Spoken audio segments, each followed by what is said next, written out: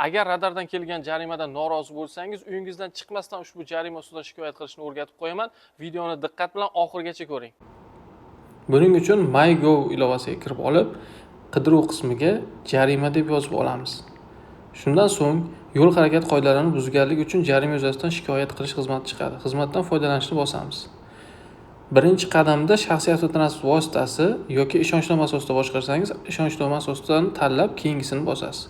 Shundan so'ng sizning ma'lumotlaringiz kelib chiqadi va bu yerda qoidabuzarlik sodir etilgan hududni tanlaysiz, avtomobilni tanlaysiz, qaror raqamini tanlab, murojaat turi qismiga to'lov summasidan ko'rinmagan, yashash manziliga jarima qaror kelmadi, qaror noto'g'ri shakllangan yoki boshqa qismini tanlab mazmunini yozasiz murojaatingizda. Shundan so'ng yuborishni bosganingizdan keyin sizga shaxsiy ma'lumotlaringiz kelib chiqadi. Bu yerda o'sha arizachi haqidagi ma'lumotlar, siz qaysi tilda olmoqchi bo'lganligingiz, o'zbekcha yoki ruscha va yuborish tugmasini bosasiz. Shundan so'ng ariza to'g'risidagi ma'lumotlar shakllanadi. Videomiz foydali bo'lgan bo'lsa, kanalga obuna bo'lib, ushbu videoni ko'p jarima to'laydigan do'stlaringizga yuborib qo'yishni unutmang.